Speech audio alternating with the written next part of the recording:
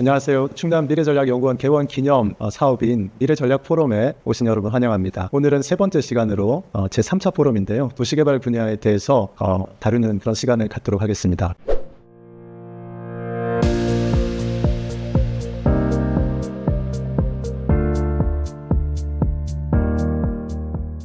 도시개발이라고 하면 매우 포괄적이고 다양한 사안들을 다루어야 하는 작업일 텐데 오늘 어디서부터 어디까지 이야기를 이제 하게 되겠습니까? 도시개발이라고 하면 도시를 뭔가 어떻게 해보는 거지 않습니까? 화면을 한번 보십시오. 이렇게 아산시가 대체로 이렇게 동그스름하게 이제 되어 있습니다.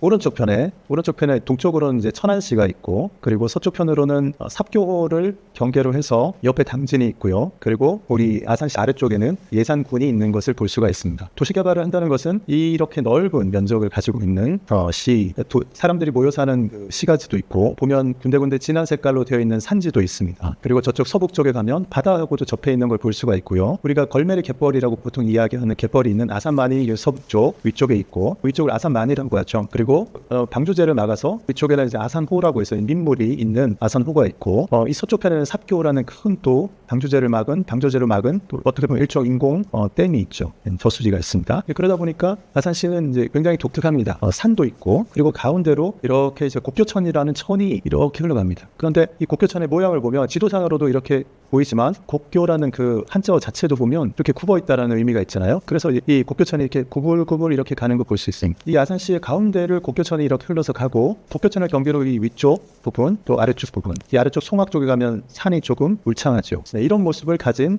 그런 도시입니다. 이 도시를 어떻게 개발할 것이냐? 도시개발이라고 하면 이런 도시, 산도 있고 바다도 접해 있고 가운데 천도 흘러가고, 여기 조금 작아서 안 보이지만 저수지, 호수도 굉장히 많습니다. 호수도 많고, 또 이런 이제 도시를 어떻게 이제 만들어갈 것인가? 이거 하는 것이 이제 도시개발 일이죠. 그런데 우리 40만 가까운 시민들이 살고 있는데 40만 명 중에 한 명인 일반 한 사람의 시민이 도시개발을 어떻게 하겠다? 이런 생각은 사실은 하기가 어렵죠. 그래서 도시개발을 하는 이제 최종 어떤 그 책임자는 시장이고, 시장이 그 도시개발을 담당하는 도시계획을 담당하는 부서를 둬서 그 사람들 통해서 전체적으로 이 도시를 어떻게 계획하고 개발해 나갈까, 이런 것들을 하게 됩니다. 그러니까 도시를 계획해서 뭔가 해야 되는데 필요한 주거시설이나 상업시설이나 그런 것들, 그런 것들이 모여있는 단지 또는 시가지를 조성하기 위해서 도시개발법에 따라서 시행하는 사업을 도시개발 사업이라고 합니다.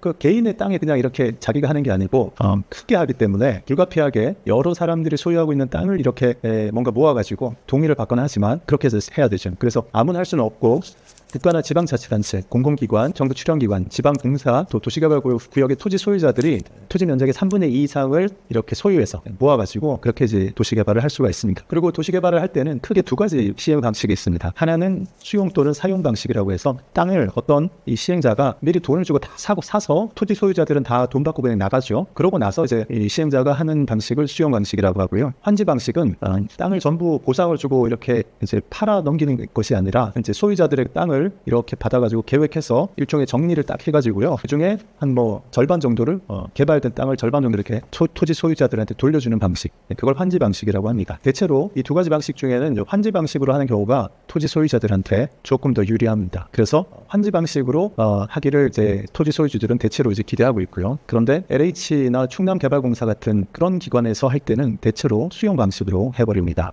그래서 개발을 할 때 어떤 방식으로 하냐? 수용 방식으로 한다 그러면 토지 소유주들이 항상 그런 건 아닌데 약간 불리할 수 있다, 그렇게 생각하면 되겠습니다. 근데 이 말은 우리가 보통 사람들은 잘 안 듣기 어려운 말이기 때문에 좀 어려울 수 있습니다. 우리 일반인들은 재개발, 재건축 이런 말을 많이 듣죠. 재개발, 재건축, 이 말은 사실 이 지방의 도시들에서는 재개발, 재건축이라는 말도 좀 듣기 어렵습니다. 왜냐하면 지방의 도시들은 재개발, 재건축을 거의 안 합니다. 왜냐하면 그 도심지에서 1km만 나가도 빈 땅이 그냥 질비하기 때문에 재개발, 재건축하지 않고 그냥 논밭 빈 땅에다가 대도시를 도시개발 사업을 그냥 새로 하는 형태로 주로 하지, 기존에 있던 낡은 노후된 마을을 이렇게 허물고 하는 재건축이라든지, 또는 노후된 낡은 아파트를 이제 허물고 새로 고층 아파트를 짓는 재건축 사례가 많지가 않습니다. 우리 아산의 경우에도 재개발, 재건축은 손꼽을 정도 아주 적죠. 대부분은 그냥 큰 택지를 마련해서 아파트를 만드는 이제 도시개발 사업을 주로 하고 있습니다. 그리고 도시재생 사업이라는 게 또 있습니다. 이것도 좀 들어볼 수는 있는데 많이 하지는 않아요. 이 도시재생 사업이라는 거는 이제 예전에 대표적인 게 서울시장이었던 이제 박원순 시장님이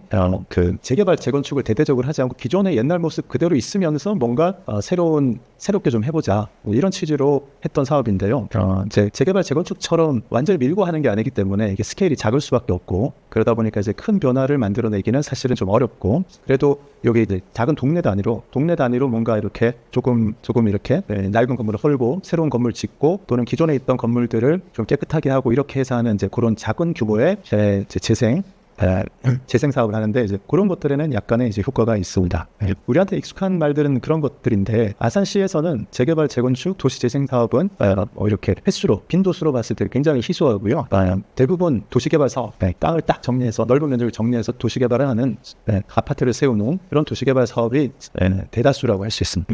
그렇기 때문에 도시계획을 하는 도시계획가가 굉장히 중요합니다. 앞에서 봤던 이 전체적인 아산시라는 하나의 도시, 다른 도시를 하더라도 다른 도시의 경우도 도시를 어떻게 이제 만들어 갈 거냐, 어디를 산과 강과 이런 것으로 두고 어느 지역을 사람들이 얼마나 모여서 살게 할 거고, 또 집을 얼마나 지어야 되느냐, 그런 것들 다 계획해야 되거든요. 굉장히 복잡한 일이더라고요. 그런데 이 시의 도시 계획을 그 담당하는 사람들, 그리고 그거의 최종 책임자가 어떤 마인드를 가지고 있느냐에 따라서 그 도시가 아주 체계적이고 질서 정연하되 보기 좋게 발전할 수가 있고, 그런 마인드가 없는 사람이 그 최고 의사결정하는 자리에 있으면 여기는 난개발 천국이다, 그런 말 듣게 되겠죠. 그 지난 이제 민선 7기 때까지, 민선 8기 들어와서도 아산시가 충남도에서 아산시를 바라보는 시각이 이 도시개발 관련해서요, 아산시는 난개발 천국이다, 난개발이 너무 심하다, 그래서 우리가 너네를 통제를 좀 해줘야 된다, 이런 이야기를 했었어요. 그 이제 천안은 이미 그 개발이 일찌감치 진행이 돼서 어느 정도 성숙기에 와 있기 때문에 추가로 개발할 수 있는 땅이 별로 없습니다. 그런데 아산은 천안보다는 개발이 훨씬 늦었죠. 그리고 천안보다는 평지가 훨씬 많습니다. 그래서 개발할 수 있는 이제 땅이, 넓은 땅이 많아요. 그러다 보니까 예전에는 천안에 가서 뭐 하던 것들, 그런 이제 것들이 아산에서 이제 산업단지도 만들고 아파트도 계속 개발하게 된 거죠. 이제 그러다 보니까 이제 건설업자들이 이렇게 볼 때는, 건설업자들이 돈을 버는 방법은 뭔가 땅을 이렇게 다져가지고 이 토지를 예를 들어서 산업단지에 기업한테 분양한다든지, 또는 전원주택지 같은 거를 토대를 만들어서 기반공사해가지고 그거를 잘라서 집지을 사람들한테 파는 게, 그게 돈 버는 방법이잖아요. 그거를 아산이 하기가 너무 좋았던 거예요.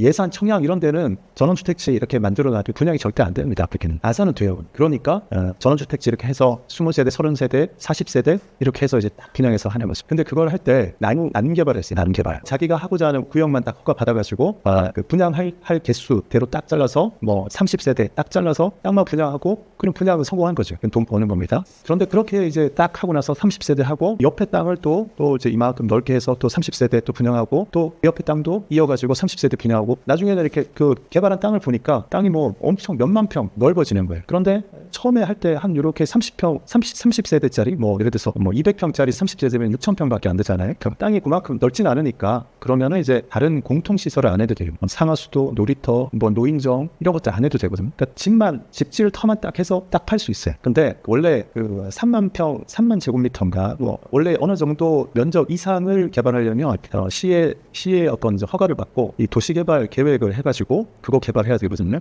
왜 이제 그렇게 넓은 면적을 개발할 때 왜 그렇게 하라 그러냐 하면, 사람들이 이렇게 마을을 이루어 살 때, 지금 시골 마을을 가면 30세대 해도 한 마을 되잖아요. 그런데 뭐 이렇게 10,000평 정도 뭔가를 이제 큰 넓은 땅을 이렇게 했을 때 거기는 수백 세대 들어가는데, 수백 세대 단지를 만들려면요, 거기 기본적으로 상하수도 시설 잘 돼야 되잖아요. 그다음에 진입 도로가 잘 돼야 되잖아요. 그리고 전기 이런 거 들어가야 되죠. 뭐 300세대만 해도 큰 마을이기 때문에 거기는 경로당이 들어가야 될 거고요. 300세대면은 리가 이렇게 뭐 두세 개 나눠질 수도 있어요. 마을 회관 같은 거 있어야 되지, 또 쓰레기를 치우는 시설도 있어야 되지, 뭐 공원 같은 공간도 있어야 되지. 그런데 그런 거 안 만들려고 이 이제 사업자들이 어떻게 하냐면, 자기가 지금 개발하려고 하는 땅은 이만큼 넓은 땅이 있는데, 이거를 요 부분만 딱 잘라서 자기 명의로 해서 일단 개발하고, 요 부분은 요 옆에 땅은 다른 사람 명의로 해서 또 개발하고, 이런 식으로 하는 거예요. 그래서 넓은 면적을 도시개발 계획을 가지고서 딱 할 때는 거기에 기반 시설들을 다 넣어서 해서 살기가 좋아지는데, 업자들의 경우에는 그렇게 하면 돈이 들어가니까 집 한 채라도 더 팔려고 이렇게 쪼개서 개발한, 이걸 쪼개기 개발이에요. 이 쪼개기 개발이 천국이 아산이었어요. 그걸 막기 위해서 이제 전임 시장 때, 박경기 시장님 때, 이거는 심각한 문제다, 쪼개기 개발하고 싸워야 되겠다 해서 이 전체 구도를 보고 쪼개기 개발에 어떤 의혹이 있는 거는 건축 허가를 안 내주는 그런 정책을 폈어요. 그리고 실무종합심의회라는 이제 회를 만들어가지고 그거를 철저히 검토하도록 해서 한 2년 남짓 쪼개기 개발해서 돈 벌려고 하는 이제 사람들하고 치열하게 싸우는 거죠. 그래서 그걸 막았습니다. 철저히 막았어요. 얼마나 이 이제 비판과 공세가 심했는지 모르겠는데 그렇게 해서 돈 벌던 사람들이 길이 막히니까. 그런데 업자들의 배를 불려주기 위해서 우리가 난개발을 그렇게 해야 되겠습니까? 그건 절대 아니죠. 그러니까 도시계획가로서는 그렇게 하면 안 되는 거죠. 그런 의미에서 도시개발이라는 거는 정말 중요한데 우리 아산시가 쪼개기 개발돼서 막 나중에 막 집만 잔뜩 들어오고 아무것도 없어서 나중에 가보면 우리 여기 너무 불순하니까 뭐 해주세요 이런 게 있으면 안 되거든요.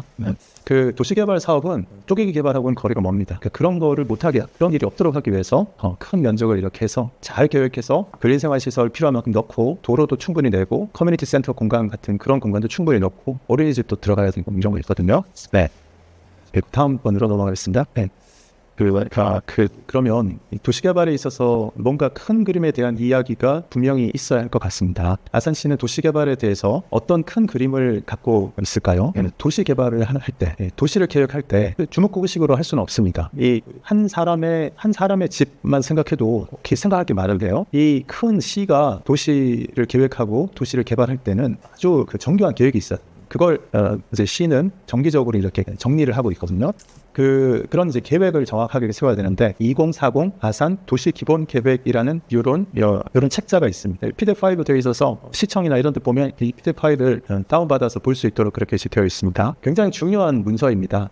이제 많은 용역비를 줘가지고 정말 엄청나게 많은 사람들을 검토해서 아산이라는 도시가 어떻게 관리되어야 되는지 그걸 정리해 놓은 거예요. 뭐 부동산 투자하는 사람들이 꼭 봐야 됩니다. 이거 보면 그 도시가 어디가 어떻게 발전해 나갈지 큰 주기가 보이거든요. 도시가 이 틀을 벗어나서 갈 수가 없습니다. 이 틀을 보고 하면 중장기적인 투자를 할 때는 이 책을 보고 따라서 하면 거의 이제 실패하지 않고 갈 수 있습니다. 그러니 굉장히 중요한 책이죠. 여기 들어있는 내용들이 정말 방대합니다. 그냥 건축적인 것만 있는 게 아니고요. 도시잖아요, 도시. 사람들이 살고 하기 때문에 정말 다양한 것들을 다루고 있는데 그 내용을 제가 좀 설명을 드리려고 합니다. 도시 기본계획 세울 때 정말 많은 것들을 참조해서 해야 되는데요. 그 중에서 아주 중요한 그 하나가 있습니다. 그게 뭐냐면 인구가 얼마나 될 거냐. 이게 너무 중요합니다. 인구가 얼마나 될 거냐. 지금 2024년도인데요. 2040 아산 도시 기본계획에서 2040년도에 아산시 인구가 얼마나 될 거냐. 이거를 추정을 해야 됩니다. 근데 이 추정이 사실은 쉽지 않아요. 쉽지 않고 추정을 하더라도 이거를 이제 도에 올리고 국토부에 또 올리고 해서 승인을 받아야 됩니다. 너희 시에서 추정한 인구가 타당한 것인지 아니면 과장된 건지 허황된 건지 많은 지자체들이 어떻게 하냐면요. 최대한 이 계획 인구를 높이 잡으려고 합니다. 왜냐하면 이 계획 인구가 몇 명 잡히느냐에 따라서 한 사람한테 필요한 그 면적이 있잖아요. 한 사람한테 필요한 주거 면적 이런 게 있으니까 이 사람 숫자에 따라서 이제 시가화 용지라고 하는데 시가화 예정 용지라고 하는 양이 이렇게 적됩니다. 그러니 인구를 많이 늘려놔야지 시가화를 할 수 있어요. 더 넓은 땅을 시가화할 수 있습니다. 그러니까 지자체마다 이거 한 명이라도 높이려고 애를 씁니다. 그런데 아시잖아요. 지금 지방 소멸 시대라고 인구 줄지 않습니까? 인구 줍니다. 그래서 지방의 많은 지자체들, 대부분의 지자체들이 이 계획 인구를 10년 후에 계획 인구를 늘리지 못하고 줄이거나 하는 그런 추세가 있습니다. 그런데 아산시는 놀라워요. 2040 아산시 계획 인구 65만 명으로 잡았습니다. 지금 40만 명인데 지금 40만 명에서 65만 명이면 25만 명 더 늘어난 거지 않습니까? 16년 후에 굉장히 많이 잡은 거죠. 그동안에 이렇게 추세를 봤을 때 아산시의 계획 인구는 이 정도로 잡아줘도 문제 없겠다라고 도에서 국토부에서 판단했기 때문에 이렇게 준 겁니다. 천안은 지금 인구가 65만 명 뭐 이렇게 되는데요. 지금 몇 년 전부터 인구가 조금 줍니다. 천안은 이제 성숙기, 쇠퇴기 확 줄진 않겠지만 더 이상 아마 늘어나지 못하고 땅이 없어서 그렇게 될 겁니다. 그런데 이제 아산시는 지금 40만 명이 육박하고 있는데 계획 인구가 2040년도에 65만 명으로 잡혀서 이제 충남도와 중앙정부로부터 시가화 예정 용지를 더 확보할 수 있고 얘기는 도시개발을 더 할 수 있다 얘가. 그래서 여기 이제 단계별 예정 인구 보면 1단계 2025년도에 57만 명 계획 인구 좀 많이 잡았죠. 2단계 62만 명, 3단계 64만 명, 4단계 65만 명 이렇게 되어 있습니다. 그러니까 계획 인구는 실제 인구보다는 항상 좀 많습니다. 그래도 이제 4단계 계획 인구를 우리가 65만 명까지 잡아줄 수 있다라는 거는 계속 느는 거거든요. 이게 좀 특이한 케이스라고 할 수 있고, 그다음에 여기 거주하는 사람들뿐만 아니라 주간 활동 인구, 낮에 여기 와서 직장 때문에 여기 와서 일하는 사람들이 있거든요. 그런 사람들도 좀 포함시키면 그런 사람들이 한 6, 7만 명 된다고 합니다. 그래서 목표 인구는 72만 8천 명으로 2040년도에 이렇게 잡았습니다. 실제 우리 아산시에 산업단지가 많고 회사들이 많은데요. 회사의 직원들 직원들 중에 정확하지는 않은데 대략 한 30-40%는 아산에 살지 않고 천안에 살거나 평택에 살거나 아주 소수는 당진에 살거나 그렇습니다. 그게 이제 우리가 정주 여건이 좀 안 좋은 면이 있다 해서 그래서 이제 그것도 최대한 늘리려고 우리가 노력하는 거죠.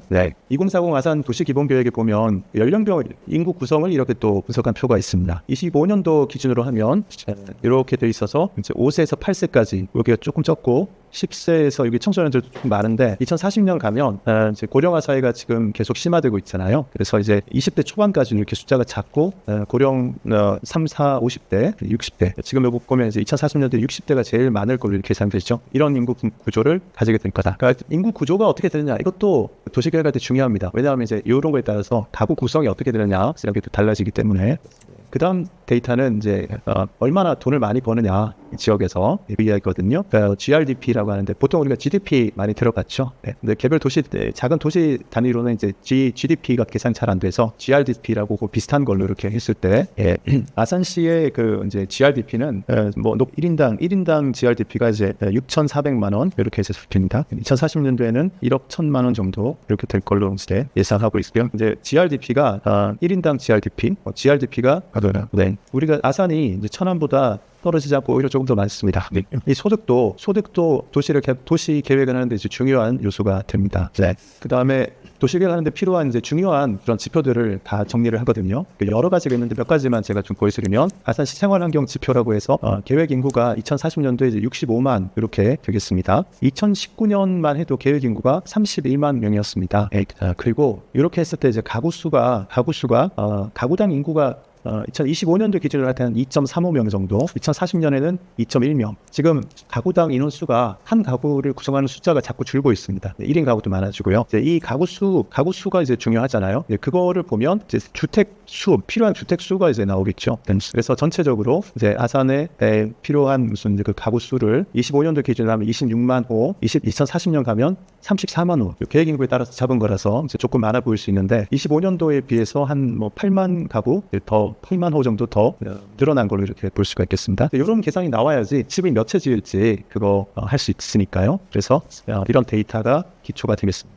그 다음에 이제 복지 환경 지표인데요. 종합병원, 종합병원이 충무병원 하나 있는데 2030년도쯤 가면 경찰병원 분원이 기원해서 이제 2개 될 거다. 이런 예상이 있는 거고, 그다음에 병원들, 의원 이제 더 늘어날 걸로 이렇게 예상이 됩니다. 도시개발할 때 의료 시설은 굉장히 중요하기 때문에 이런 것들도 이제 검토를 합니다. 또 교육, 문화, 환경 지표라고 해서 그중에서 이제 교육 문화시설 관련된 거 이렇게 보면 아산시는 학교가 지금 계속 늘어나고 있습니다. 초등학교, 중학교, 고등학교 계속 늘어나고 있는데 그 학교가 이렇게 늘어나는 게 충남의 15개 시군 중에 아산만 이렇다 보니까 충남도교육청에서 사실 아산시의 필요를 잘 따라가지 못하고 좀 뒷북을 치고 있는 늦게서 따라오는 이제 그런 상황입니다. 그 도교육청 입장에서는 어떻게 보면 이제 우리가 이해도 될 수가 있는데 여기 천안, 아산, 담진 요 일부 말고 다른 시군은 다 인구가 줄거든요. 학생도 줍니다. 그러니 학교 사이즈를 줄이고 어떤 데는 폐교를 해야 되는 그런 상황인데 이미 지어져 있고 교사 건물이 다 있는데 물리적으로 학교 사이즈 줄일 수는 없잖아요. 학생 수만 줄이는 거지. 교사 투입 인력만 줄이지. 그러니까 이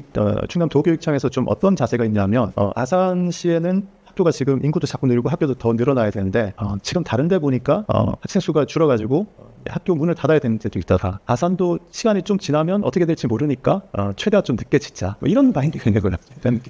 학교를 만들었다가 혹시 학생이 줄면 이거 어떻게 처분하냐. 그러니 너무 적극적으로 짓지 말자. 이 마인드가 있어요. 그래서 전 답답해 죽겠는데 이해할 수 없는 그 공무원의 마인드입니다. 필요할 때 짓고 필요 안 하면 그냥 그거를 팔거나 하면 되지. 그거를 나중에 폐교될 때 학생도 줄면 어떡하나 이래가지고. 근데 그렇게 걱정을 이제 생각을 또 할 수도 있는 이유가 또 있어요. 왜냐하면 서울시 같으면 바깥으로 못 나가고 거기 다 있잖아요.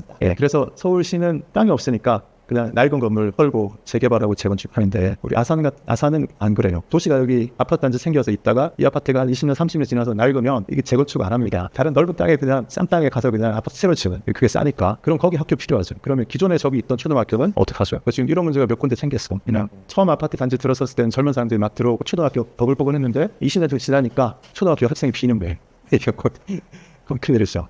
현실적인 문제가 좀 있습니다. 그러면 도시계획을 하는 입장에서는 그러면 학교 사이즈 좀 작게 하지. 학교 사이즈 좀 작게 해서 여기저기 지으면 되지. 이렇게 생각할 수 있거든요. 그런 것도 반영돼야 되는데 이제 도교육청은 이제 초등학교, 중학교는 한 중학교 같은 경우에 3개 학년인데 학생 수 한 500명 기준, 고등학교는 3개 학년에 학생 수 한 1000명 기준 이렇게 짓습니다. 고등학교를 학생 수 줄여서 500명 기준으로 중학교처럼 조금 작게 지으면 안 되나요? 근데 도교육청은 마치 그게 안 된다는 듯이 1000명 단위로 학교를 짓더라고요. 1000명 단위로 학교 지으면 학생 통학 거리가 멀어지잖아요. 그건 아랑곳하지 않고 그냥 고등학생은 중학생보다 좀 크니까 버스 타고 다니면 되지 않냐 이렇게 얘기 안 했대. 서울처럼 뭐 전철이나 버스가 이렇게 자주 있으니까 아산은 그렇잖아요.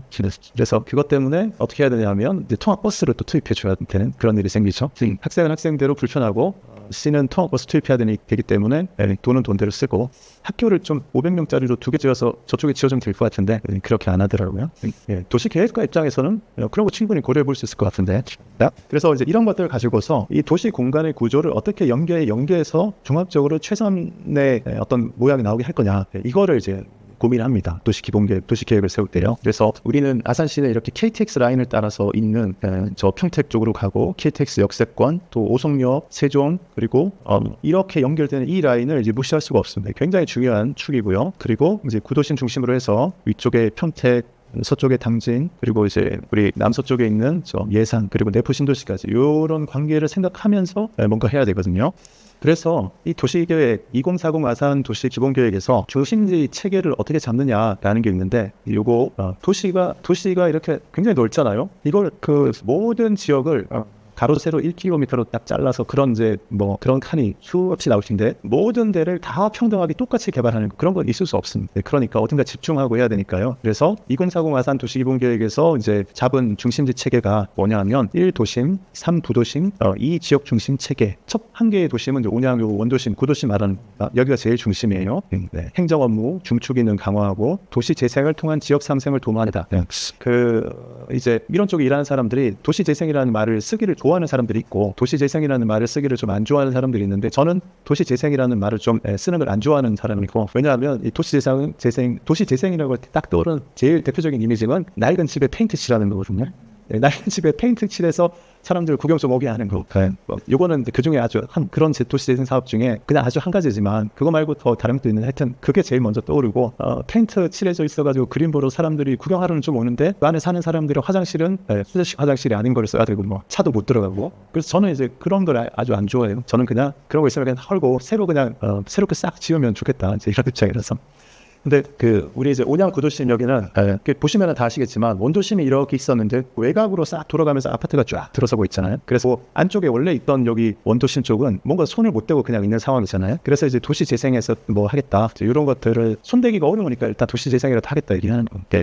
우리 여기 온양어촌역 남쪽 편에 있는 저쪽에도 보면 지금 뭐 이제 낮은 주택들이 많잖아요. 주택 3, 4층 되는 주택들 많은데 저기가 그 누구나 보는 사람들은 저기 재개발하면 될 텐데 이러는데 집값이 서울처럼 비싸질 않아가지고 재개발 사업성이 사실은 좀 안 나온다고 그러면 문제는 그거예요. 그러니까 집을 저기 지었을 때 지금 탕정역 앞에 있는 아파트 가격 정도 나오면 아마 저기 재개발 사업성이 있을 거예요. 근데 여기 구도심 이쪽 모정동 쪽에 새로 지어진 아파트들도 아파트 값이 탕정역 앞에 그쪽에 한 절반 정도밖에 안 가거든요.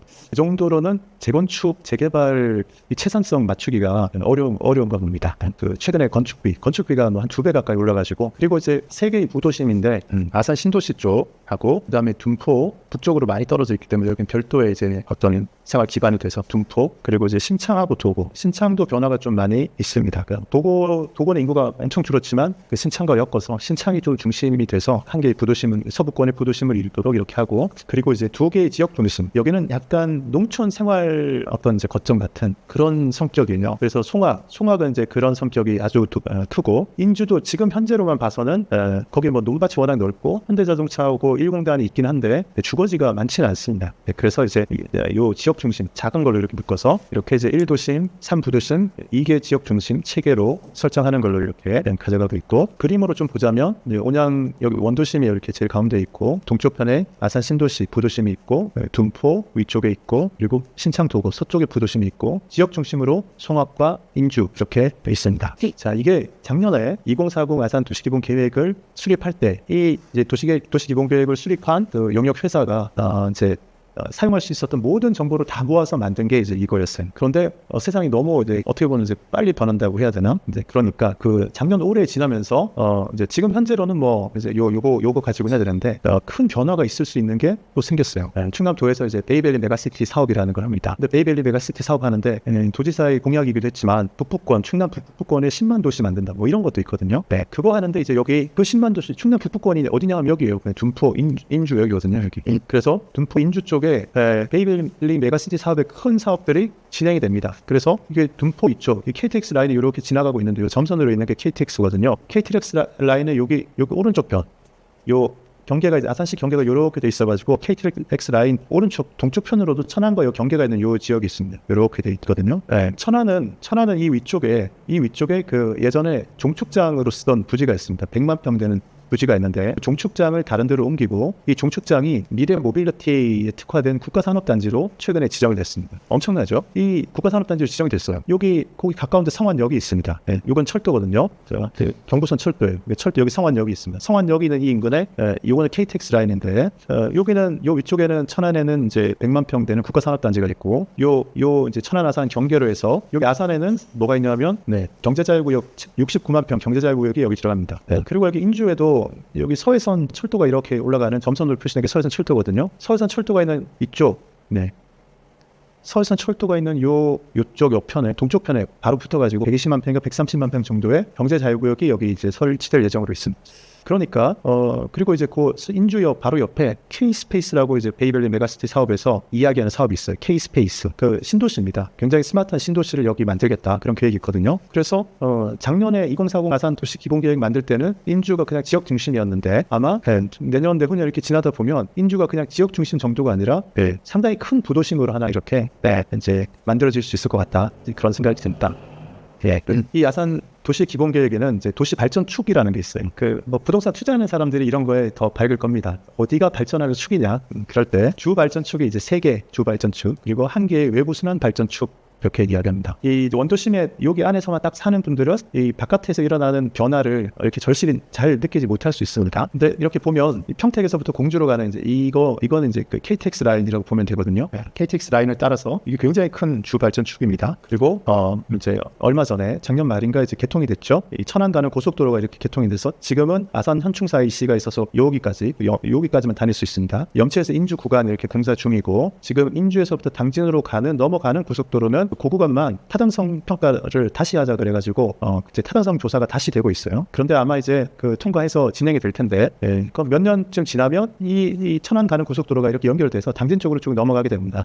그러니 고속도로가 새로 하나 뚫리고 염치에도 IC가 한 개 생기고 아산 현충사 IC 있고 여기 인주에도 삽교 넘어가기 전에 인주 IC가 하나 뚫릴 거거든요. 그래서 IC가 3개가 이렇게 뚫리게 됩니다. 그러면 이제 이 고속도로가 발전에 있어서 또 큰 축이 되겠죠. 그리고 또 하나 이렇게 빨간색으로 지금 되어 있는 이 부분은 서부 내륙 고속도로입니다. 서부 내륙 고속도로는 이제 서해안 고속도로 안쪽으로 지금 이렇게 서해안 고속도로로부터 더 안쪽으로 지나가는 거죠. 그렇죠. 우리 이제 아산시를 지나가죠. 신창으로 와서 해서 인주로 해서 평택으로 넘어갑니다. 그리고 IC가 여기 삽교 아산호 넘어가기 전에 인주와 영인의 경계인데 영인의 거기 권세리 성당 근처예요. 그쯤에 영인 IC가 여기 개통이 됩니다. 그리고 한 2, 3년쯤 후에는 여기 신창의 가내리에 IC가 하나 개통이 됩니다. 그러니 서부 내륙 고속도로 IC가 신창에 하나 그리고 영인 인주 경계 여기에 하나 이렇게 2개 생기게 됩니다. 그러니까 고속도로 IC가 전부 2개 고속도로에 고속도로 IC가 5개가 아산시 안에 생기게 됩니다. 그러니까 고속도로 없던 데 고속도로 터졌으니 얼마나 큰 변화겠습니까? 그리고 철도가 없던 데 철도가 이제 생겼으니까 얼마나 큰 변화예요? 근데 서해선이 지금 현재는 위쪽에 저기 화성 위쪽에 거기 공사가 안 된 부분이 있어서 저기 김포공항 쪽으로 바로 못 가고 그리고 다니는 횟수도 하루에 왕복 4회밖에 안 됩니다. 그러니 지금은 너무 이제 뭐 이렇게 여기 이용자도 없고 이렇게 그러냐 이렇게 생각할 수 있는데 철도가 없던 데를 생각해 보십시오. 철도가 없던 데 생겼고 그리고 해가 가면 갈수록 점점 더 사람들이 많아질 거고 더 이제 획기적인 거는 지금 이 서해선이 화성으로 해서 위로 쭉 올라가서 김포공항 쪽으로 곧바로 가는 거는 지금 안 되는데 이걸 하다 보니까 충남도에서 더 획기적인 아이디어를 생각했어요. 서해선이 이렇게 올라가다가 이쪽 KTX 라인이 이제 쭉 올라가고 있는데요. KTX XRT 라인이 평택의 지제역쯤 가면 이렇게 갈라져서 하나는 수서 쪽으로 가고 SRT 라인에 하나는 KTX 라인이 이쪽으로 이렇게 해가지고 저기 서울역으로 가거든요. 그런데 서울역으로 이렇게 가는 KTX 라인이 평택의 거기 지제역쯤 지나면 화성 향남 있는 데가 가면 이 서해선하고 이렇게 길이가 한 7km 이내로 이제 붙는 데가 나와요. 지금 충남도에서 굉장히 힘을 들여서 추진하고 있는 게 그렇게 서해선하고 KTX 라인이 근접했을 때 서해선에서 KTX 라인으로 요 7km 구간을 이어가지고 그 김포공항 쪽으로 가지 말고 그냥 KTX 라인으로 서울역으로 가는 거. 그거 타당성 평가 조사를 하고 있는데 타당성 평가 통과할 가능성이 되게 높고 국토부에서도 되게 긍정적이어서 사업비가 한 7천억쯤 들거든요. 근데 그거는 추진될 가능성이 높고 그게 되면 이 인주 쪽 서해선 쪽으로 서울 가는 거 인주에서 서울까지 30분 정도 갈 수 있습니다. 그래서 이쪽이 아까는 그냥 뭐 지역 중심인데 이쪽은 지금 생각한 것보다 훨씬 더 획기적으로 바뀔 가능성이 있다. 그렇게 볼 수 있죠. 거기 맞춰서 이제 도시계획 해야 되거든요. 네. 그리고 이렇게 보면 외곽 순환하는 이런 외부 순환 발전축이라는 게 있습니다. 네. 이 도시가 지금 넓어요. 인주가 저쪽 또 떨어져 있고 둔포 떨어져 있고 이러다 보니까 이 순환선을 통해서 연결해야 되거든요. 이제 그러다 보면 그 주변에 이렇게 뭔가 될 거다. 네. 그래서 이제 교통이 되게 중요한데 근데 도시는 교통만 가지고 저기 하는 게 아니라 개발하지 않는 또 땅이 또 있습니다. 그것도 중요하거든요. 어디를 개발하지 않고 그냥 보존하면서 활용하는 걸로 하느냐. 그거 모르고 이제 땅 샀다가 물리면 이제 큰일 나죠. 네. 그 아산시에는 2개의 수변 보존축과 2개의 산림 보존축이 있습니다. 수변 보존축, 수변 이건 물입니다. 물. 강과 저수지 이런 거 얘기하는 거예요. 국교천이라는 굉장히 좋은 자원이 있습니다. 그리고 산림 보존축이라는 게 있습니다. 이게 보통 산림은 일반 민간 기업들은 뭐 산 가지고 뭐 하는 거 잘 안 하죠. 왜냐하면 크게 돈이 안 됩니다. 그런데 이 이제 정부의 입장, 지자체 입장에서는 산이 굉장히 중요합니다. 산을 보존하는 게 너무너무 중요해요. 산림을 실제로 나무를 뭐 이렇게 깎아서 개발하느라고 나무를 다 베어내고 해서 훼손되는 경우도 있고, 예를 들어서 요즘에 이제 제선충이 한번 번지면 그 산림이 그냥 황폐화 되거든요. 소나무가 다 황폐화 되는데, 제선충 뭐 벌레가 발견됐다 이러면 그냥 그 주변 얼마 딱 해서 수나무를 전부 다 베어내고 태우고 이런 거. 그 제선충이 계속 이제 여기도 이제 발생하고 있거든요. 그 적절하게 산림을 이제 보존하는 게 너무 중요하기 때문에 그것도 계획해서 한다. 네, 크게 2가지가 있어요. 이렇게 아산만 수변축 해가지고 아산호, 아산만, 삽교 여기 이 주변 요 일대의 그 수변을 관리하는 거를 굉장히 신경 써서 합니다. 그리고 이거 관련되는 이제 기관은요 또 금강위협환경청이라고 해서 환경 문제를 정말 시시콜콜이 따지는 그 기관이 있습니다. 우리가 무슨 개발 사업할 때마다 금강위협환경청의 그 이제 심사를 받아야 되는데 거기 걸리면 도시개발 사업 못합니다. 그래서 거기서 금강위협환경청에서 이 하천이라든지 산림을 어떻게 녹지를 어떻게 보존할지를 다 지키거든요. 아산시에는 큰 축이 북부 산림축이라고 해서 여기 영인산으로 돼서 쭉 지나가는 이런 산이 쭉 있고요. 그리고 이제 광덕산, 도고산 이렇게 연결된 송악 쪽에 요 큰 산림축이 있습니다.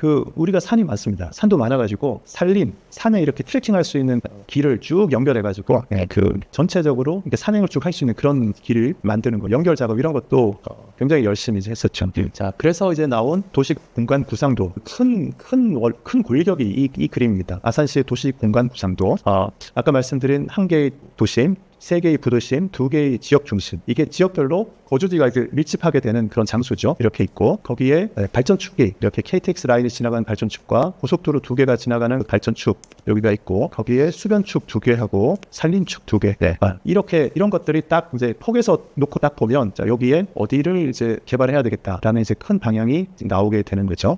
그래서 2040 아산 도시기본계획에서는 4개 생활권으로 나눴습니다. 중앙생활권 이렇게 이제 원도심 쪽을 위주로 해서 온양동, 염치읍, 신창면 이렇게 나눴고요. 동부생활권, 북부생활권, 서남생활권 이렇게 나눠서요. 2040년에 인구 목표를 계획 인구를 이렇게 동부생활권은 뭐 29만 명, 중앙생활권은 24만 명, 북부생활권은 10만 명, 서남생활권은 2만 명 이렇게 했습니다. 북부생활권 여기는 한 3배 정도 늘어나는 것이고 동부생활권은 이제 2배 좀 더 늘어나는데 탕정이 신도시 또 29년도 입주하고 이러기 때문에 여기는 이제 많이 늘어납니다. 그래서 2040 도시 기본계획 상에서 보면 여기 원도심 쪽 인구보다 배방 탕정 쪽 인구가 더 많아지는 걸로 이렇게 계획을 잡고 있습니다. 점점 더 이 동부 쪽에 인구가 더 많아지는 거 그렇게 우리가 예상할 수 있습니다. 2040 이 아산 도시기본계획에 대해서 뭐 이런 뭐 질문할 수 있을 거예요. 이거 이렇게 복잡하게 뭘 세워놨는데 이대로 될 수 있는 거냐? 이런 질문 할 수 있을 겁니다.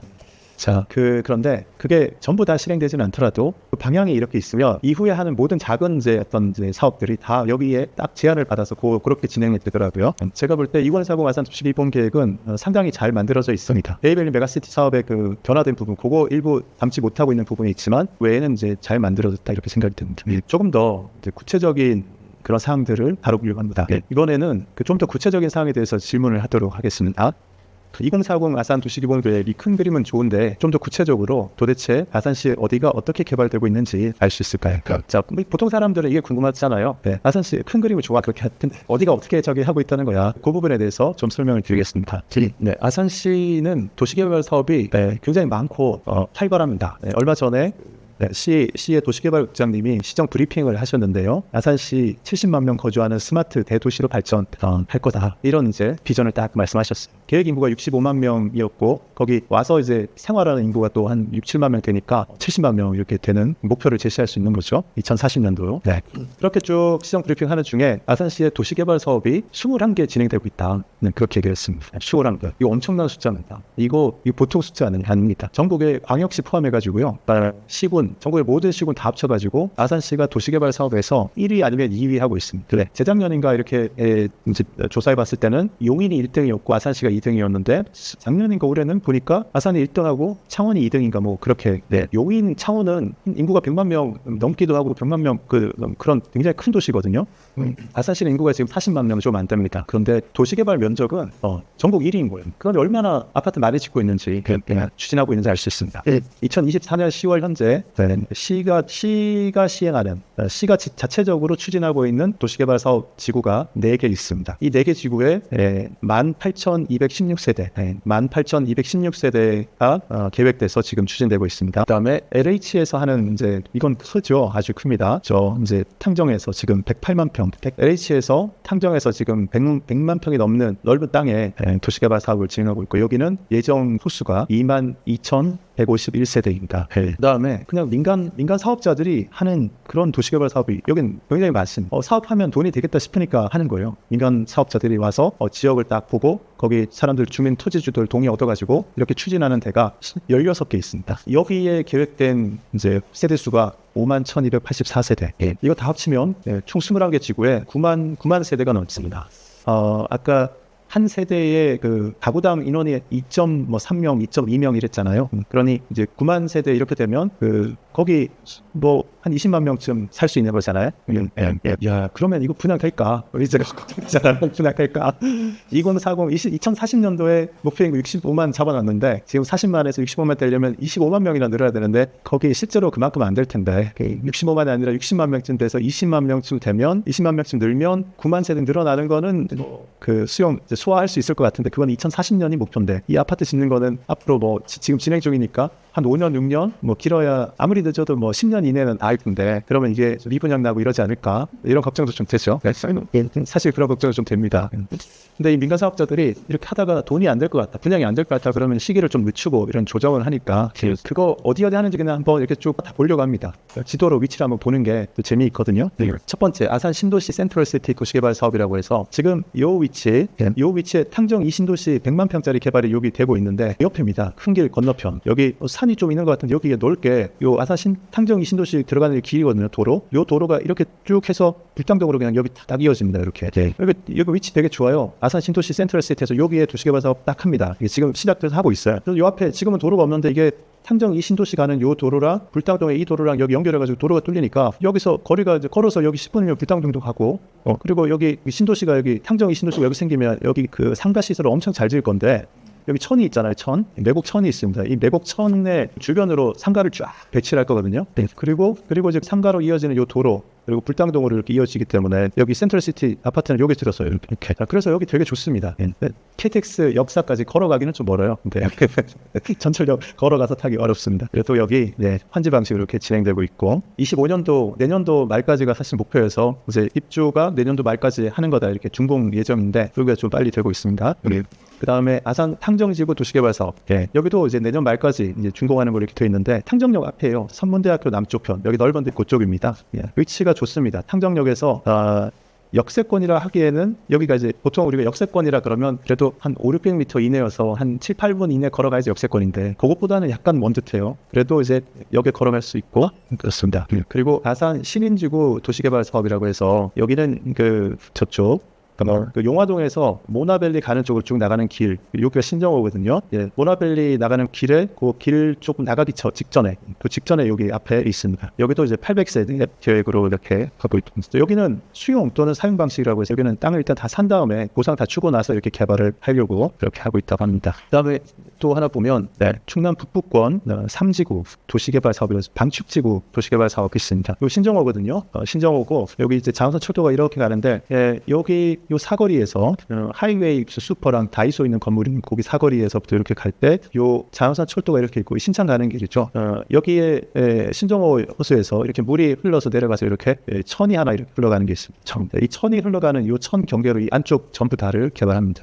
여기 6,660세대 굉장히 많은 세대가 들어가죠. 그래서 여기가 이렇게 개발되면 완전 여기 이쪽 동네 이제 온양 원도심 서쪽 편이 사실은 좀 부실했었는데 많이 바뀌겠죠. 이렇게 되고 신정호가 여기 바로 가까운데 이제 그 주거 밀집 지역이 없어가지고 밤에 사람들이 여기 걸어오기 좀 어렵거든요. 다른 데서. 그래서 밤에 가면 이제 썰렁했는데 여기가 쫙 들어서면 그냥 요 6,000세대 사람들이 자기 앞마당처럼 신정호 이용할 수 있게 될 거기 때문에 훨씬 저기가 많아질 겁니다. 근데 여기는 충남개발공사에서 이 사업을 추진하고 있고 사업 추진한다는 그런 공고는 이제 이미 났었고요. 근데 여기는 이제 수용 방식으로 할 겁니다. 땅을 일단 다 사서 보상 다 해주고 나서 그러고 나서 이제 개발할 겁니다. 요 지구의 아산에는 지금 이제 사용이 중단됐는데 수영장이 있어요. 방축 수영장이라고 큰 수영장이 있고 그래서 이제 그거를 못 쓰고 있는데 요 6,000세대짜리 개발하면서 방축 수영장도 같이 개발하는 그런 형태로 추진을 하고 있습니다. 그다음에 이제 여기는 배방인데요. 배방 세교지구 도시개발 사업협에서 여기도 KTX 라인이 이렇게 있잖아요. 탕정역이 있고 탕정역 21번 국도가 있고 밑으로 이쪽입니다. 여기도 이제 6,000세대 정도 이렇게 25년도 시작해서 2030년까지 좀 멀리 이렇게 두고 있고요. 여기는 배방인데요. 배방 북수리에 아산 배방 참터지구 도시개발 사업 584세대 규모는 약간 작지만 지역주택 조합에서 추진하고 있습니다. 요 삼성전자 온양 캠퍼스 있는 그 오른쪽 편지겠습니다. 배방 1차 자유 아파트 입구한 그 사이에 백북수초등학교 앞쪽이 여기. 그다음에 또 배방의 그 주거지 좀 전에 본 거는 남쪽이었는데 요거는 이제 위쪽입니다. 배방의 요 위쪽에 이제 여기 장안선 철도하고 요 사이에 이 넓은 땅이 있어요. 이렇게 논밭 있는 이 넓은 땅이 있습니다.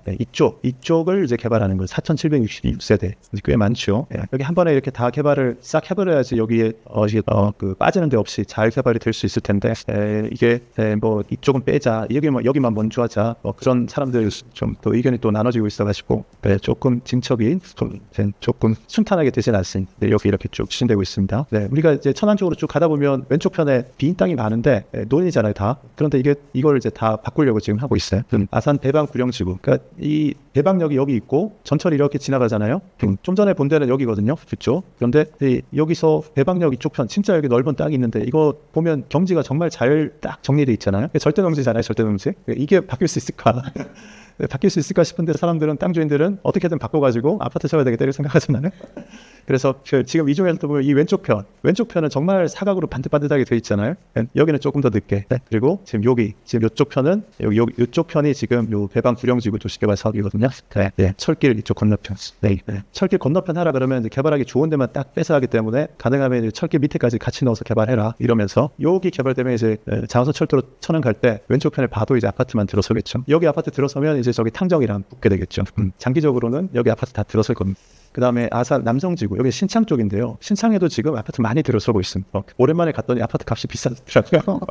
그리고 여기 여기 신아산 모아 일가 아파트가 있는데 아파트 너무 잘 지었더라고요. 아파트가 너무 잘 지었어요. 그리고 값도 비싸요. 그런데 여기 신창의 이쪽 주변에 아파트가 더 들어섭니다. 여러 개가 더 들어서요. 여기도 이제 1,600세대 정도 들어서고 그다음에 여기 용화 2지구 도시개발 사업이라고 했어요. 여기는 위치가 어디냐면 여기 아산시립 중앙도서관이 있고 이렇게 위쪽으로 산 위로 이렇게 지나가는 길이 있잖아요. 용화 주공 3단지 있고 그 앞에 모아 미래도 아파트 있고 이렇게 지나 우민 늘사랑 아파트라고 공사하다가 중단돼서 계속 한 10년도 넘게 그냥 있는 아파트 있는데 그 부근입니다. 여기로 쭉 가면 아까 저쪽 모나벨리 가는 쪽으로 가는 길이죠. 근데 여기 모아 미래도 길을 따라서 이렇게 하는데 지금 이쪽에는 자이 아파트 짓고 있습니다. 여기 자이 아파트 짓고 있죠. 용화체육공원 개발하고 자이 아파트 이렇게 짓고 있습니다. 그런데 이제 원래 여기는 산 같은 게 있고 여기 공동 묘지가 많아요.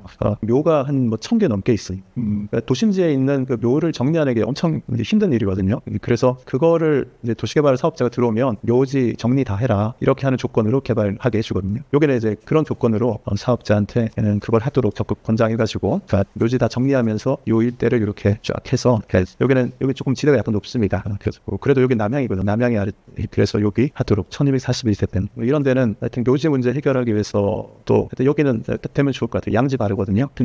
그 여기도 됐지만 사실 제가 오늘 말씀드리는 거에는 안 나오지만 여기뿐만 아니라 이 앞쪽으로 여러 사업자들이 여기저기 하겠다라고 막 하는 사업자들이 많습니다. 그다음에 모종 2지구 도시개발 사업. 자, 이쪽으로는 모종동 넓은 이제 그 넓은 들 있는 그쪽 편입니다. 한정 필하우스 아파트 있는 여기 이쪽 옆에 요 일대에 여기는 그냥 이쪽은 다 개발한다고 보면 됩니다. 구역을 하나하나 나눠가지고 저 곡교천까지 끝까지 다 개발합니다. 모종 2지구 도시개발 사업 여기 진행되고 있고 이건 배방 휴대지구 배방으로 또 이제 갔는데 아까 세규리는 이쪽 왼쪽 편이었는데 요 KTX 라인의 오른쪽 편 이쪽 편에 휴대리에 4,626세대 여기도 진행되고 있고요. 배방 갈매지구 여기는 이제 여기 어디냐면 아이고 제가 지도를 자를 때 좀 짧게 잘라가지고 배방의 자이 1차 아파트가 요 앞쪽에 있습니다. 그 밑에 호서대 가는 길에 여기 요 일대를 또 하려고 5,000세대 너무 크죠? 5,000 그리고 다시 이제 모종 들러 왔습니다. 충무초등학교 옆에 여기 1317세대 또 모종 3지구 그리고 위쪽에 건곡 1지구 해가지고 여기 충무초등학교 밑에 있었는데 아까 모종 3지구 여기거든요. 여기 건곡 1지구 곡교천이 이렇게 이제 여기 위로 흘러가고 있어요. 그다음에 건곡 2지구 건곡 3지구에서 곡교천 앞에 여기 전부 다 이제 개발 계획이 적혀 있으니까 그러니까 지금 논으로 되어 있던 거 거기 싹 다 21번 국도 이마트 있는 데서부터 이제 위로 쫙 다 들어서는 거죠. 들어와서 살 사람 있을까 모르겠어요. 근데 하여튼 이렇게 사업자들이 돈이 안 되는데 사업자들이 들어와서 하진 않을 거 아니에요. 이거 추진하면서 돈 많이 들거든요. 이렇게 하고 있습니다. 이렇게 민간 사업들 지금 설명드렸습니다. 제가 아까도 잠깐 말씀드렸지만 여기 있는 거는 공식화돼서 추진 중인 거예요. 실제로 추진 중인 건데 여기 이렇게 추진되는 거 말고 여기 해야 되겠다라고 그림을 그리는 데들도 여러 군데 있습니다. 그다음 시에서 자체적으로 추진하는 도시개발 사업이 있습니다. 그중에 이제 제일 대표적인 게 둔포를 획기적으로 갖고 있어. 여기 둔포의 구도심이 요 왼쪽 위쪽이거든요. 그리고 둔포에 그 아파트가 집중적으로 들어서 있는 데가 있습니다. 둔포 테크노밸리, 둔포 그 산업단지 아파트가 잔뜩 들어서 있는데 이 아파트하고 구도심하고 사이에는 지금 그냥 논밭이에요. 그래서 여기를 딱 이렇게 해서 4,864세대 들어가는 그런 도시개발을 여기 합니다. 굉장히 좋은 그 이제 정책이었다고 생각돼요. 왜? 이렇게 되면 이제 둔포가 구도심하고 여기 비교적 최근에 들어선 아파트 단지하고 여기 완전히 연결돼서 하나의 큰 부도심으로 이렇게 클 수가 있는 거죠. 네. 두 번째는 모종 셋들지구입니다. 좀 전에 모종 1, 2, 3지구, 건곡 1, 2, 3지구에서 거기 위에 다 개발되잖아요. 지금 여기 아산 충무병원 있고 근데 여기 이쪽 이 일대가 모종 셋들지구인데 여기 모종 셋들지구 4,260세대 굉장히 넓죠. 21번 국도에서 위쪽으로 이렇게 이제 개발되고 있는 그리고 풍기역 지구 도시개발 사업이라고 해서 모종 셋들지구가 요 도로의 위쪽에 있는데요. 풍기역 지구 도시개발 사업이라고 해서 요 21번 국도 아래쪽 그리고 장항선 철도의 풍기역이 여기쯤 생기는데 그 풍기역을 가운데 끼고 요렇게 21번 국도 위로는 21번 국도까지 그리고 밑으로는 요 밑에까지 해서 요렇게 잘라서 도시개발하는 풍기역 지구 도시개발 사업이 진행되고 있습니다. 근데 이게 이제 22년도에 시장 선거하고 할 때 논란이 됐어서 이제 그 지구가 되겠습니다. 그리고 지금 이루어지고 있는 도시개발 사업 중에 제일 큰 도시개발 사업 아산 탕정 2 도시개발 사업이라고 하는데 357만 제곱미터 100만 평이 넘는 이제 땅입니다. 이렇게 넓은 땅에 이렇게 22,151세대 예정으로 있고요. 29년도에 준공 예정으로 있습니다. 24년이니까 6, 7, 5, 6, 7, 8, 9, 5년 이제 걸립니다. 개발하는데 이렇게 이런 사업들이 이제 개별적으로 구체적인 그 사업장들이 이렇게 20군데 이렇게 이제 아산시 곳곳에서 하고 있고 작년인가 올해 기준으로 하여튼 전국 도시 중에 면적으로 최고였다, 1등이었다 이런 말씀을 드리고 싶습니다. 제가 지금 뭐 한 20가지 도시개발 사업 어디서 이루어지고 있는지 이렇게 말씀드렸는데 이제 각자 개인적으로 도시개발 사업 어디 여기저기 있는 거 이렇게 몇 개나 아실 텐데 우리 아산시 20개나 되는 이런 도시개발 사업이 여기저기 어디서 이제 일어나고 있는지 이렇게 한 번에 들어보신 건 처음이지 않습니까? 그만큼 아산시는 발전하는 도시입니다. 그리고 앞으로도 앞으로도 그 더 발전할 가능성이 많은 도시고 그래서 그 어떤 이제 우리가 누구나 다 투자를 하는데 투자를 할 때는 사실 발전하는 곳에 투자를 해야 되잖아요. 그런 면에서 정말 이제 여기가 아산시가 좋은 이제 투자처다 이렇게도 좀 말씀드릴 수가 있습니다. 그 중에 하나 이제 추가적으로 좀 질문을 좀 하고 그렇게 하도록 하겠습니다. 이 도시개발 사업이 지금 많은데요. 이 많은 도시개발 사업 중에서도 아산 탕정 2 도시개발 사업은 특히 더 중요합니다. 108만 평에 달하는 엄청나게 넓은 면적의 개발이 진행되고 있습니다. 이 아산 탕정 2 도시개발 사업은 어떤 특징이 있는지, 어떤 장점을 갖고 있는지 그런 거에 대해서 한번 설명을 좀 부탁을 좀 드립니다. 네, 도시개발 사업이 지금 많은데 그 중에서도 아산 탕정 2 도시개발 사업은 이거 정말 중요합니다. 이 아산 신도시 건설하는 거는 지금으로부터 아마 한 10몇 년 전에 아산 신도시 개발을 크게 하다가 LH가 그거를 이렇게 엄청나게 축소해버리는 바람에 아산시가 발전하려고 했다가 그때 한번 주저앉았었거든요. 네. 그런 일이 다시 또 있으면 안 됩니다. 근데 LH는 민간 기업은 아니지만 LH는 그래도 회사잖아요. 만약에 지금 이렇게 시작해서 추진하는데 뭐 이제 국제 경기가 뭐 뭔가 안 좋거나 국제 정세가 뭔가 변동이 생기거나 해서 이거 도저히 자기들이 못하겠다 해서 중단하거나 하면 이거 또 큰일입니다. 정말 큰일이에요. 그런 일이 하여튼 없으면 좋겠습니다. LH에서 이 아산 탕정이 도시개발 사업을 새로 예전에 하려고 하다가 못했던 거를 이제 다시 해보겠다고 해서 이렇게 구역을 정해서 시작을 다시 했습니다. 벌써 이제 그거 시작한 지가 뭐 한 4, 5년쯤 된 것 같습니다. 그런데 그렇게 해서 이제 LH가 계획을 좀 세웠던 그 도시의 모습은 처음에는 사실은 좀 배드타운 같았어요. 배드타운. 이쪽 지역에 아파트만 잔뜩 짓고 상업시설은 천원에 불당동 가서 이용해야 되는 컨셉으로 배드타운 만들었다고 이렇게 평가할 수 있습니다. 왜 그렇게 했습니까? 아파트를 최대한 많이 호수를 늘려가지고 분양해야지 돈을 벌잖아요. 그런데 제가 아까 쪼개기 개발할 때도 말씀드렸지만 사람들이 뭐 2만 세대 넘게 들어오는데 이 신도시가 살기 좋은 도시가 되려면 아파트만 많아서 되는 게 아니고 상가만 또 많아도 되는 게 아니고 공원 면적도 상당히 있어야 되고 학교도 몇 개 들어가야 되고 그런 게 많이 필요한 거예요. 그런 거를 적당히 충분히 지어줘야지 여기 도시가 살기가 좋지. 그런 거 없이 아파트만 많이 있으면 분양하는 회사는 돈을 벌 테지만 상가보다도 아파트가 비싸잖아요. 그거를 처음에 몇 년 전에 요 아산 탕정이 도시개발 사업 신도시 아이디어가 나오고 할 때는 하여튼 살기에 좀 덜 행복한 그런 모습이었어요. 그런데 그거를 이제 우리 전임 시장인 이제 박경희 시장님이 여기 관심 가지고 하시면서 여러 아이디어를 내고 하면서 이제 도시의 모습을 좀 바꿨어요. 그 중에 몇 가지 중요한 특징들을 보면 근린생활시설하고 상업시설을 대대적으로 확충하도록 했어요. 그래서 뭐 상가를 이용하기 위해서 불당동 가지 않아도 되게 아파트를 좀 줄이고 이런 거에 더 많이 조금 더 늘리도록 그렇게 했습니다. 또 하나는 이제 연도형 상가 이렇게 표현했는데 상가를 잘 이용할 수 있게 그리고 상가가 있는 거리에 사람들이 많이 찾아올 수 있도록 하기 위해서 지금 여기 보면 이제 파란색으로 되어 있는 게 이 천이거든요. 매곡천 이렇게 있는데 이 아래쪽에서부터 위에 이렇게까지 길게 남북으로 있는 여기를 이제 워터웨이로 만들자. 그래서 그 천이 지나가는 바로 옆에 그 보도를 쫙 둬서 사람들이 물과 바로 이어진 보도를 이용해서 이렇게 넓은 길이 쭉 있는 거죠. 그리고 옆에는 상가들이 쭉 있도록. 그런 컨셉으로 여기를 워터웨이로 만들자라고 해서 이제 그게 LH한테 계속 요구를 해서 아이디어를 LH가 채택을 했고 또 하나 이쪽에서 이제 완전히 동선은 아닌데 이렇게 사선으로 쭉 되는 이쪽 은봉에 가까운 이쪽입니다. 이쪽은 이제 커넬웨이로 만들자라고 이렇게 했어요. 청라에 가면 이제 커넬웨이가 있습니다. 그런 식으로 물이 흘러가는 그거를 사람들이 바로 가까이에서 물과 친하게 지내고 그거를 즐길 수 있도록 하는 길을 옆에 쭉 만들고 상업 지역들을 거기 쭉 만들자 이렇게 된 거예요. 그래서 아마 여기 이렇게 보라색으로 되어 있는 이런 것들이 아마 상업 시설이 아닐까 싶은데요. 그래서 이제 그런 것들을 편의 시설을 많이 넣도록 했고 그리고 여기 학교가 여러 개 들어가는데 한정된 땅을 최대한 효율적으로 써야지 되니까 그래서 학교 강당과 이제 주민들의 체육 시설 같은 것들 이런 것들을 이제 복합 시설로 만들어서 건물을 하나인데 들어가서 이제 학교에서 쓰는 공간도 있고 주민들이 쓰는 이제 체육 시설 공간 이런 것도 있고 밑에 수영장도 놓고 하는 이제 그런 것들을 추가적으로 LH한테 요청해서 그런 식으로 건물들을 만들어서 시민 편의를 증진하도록 해달라 그렇게 요청을 해서 반영이 되어 있고 그리고 주차 공간이 너무 부족합니다. 그거를 LH는 주차 면수를 최대한 적게 법정 요건을 맞추지만 최대한 적게 하고 싶겠죠. 왜냐하면 이제 그게 돈이니까. 그런데 주차 명수가 적으면 불당동 사태가 나거든요. 불당동에 복잡할 때 한번 들어가면 주차 못하고 나오지도 못하고 그렇습니다. 네, 그거를 막고 주차가 불당동보다는 주차를 훨씬 편하게 되도록 해서 불당동 가는 수요를 이쪽으로 끌어들이는 게 이게 신도시 목표거든요. 그거 위해서 엄청 우리 그 도시개발부 국장님이 머리 싸매고 있습니다.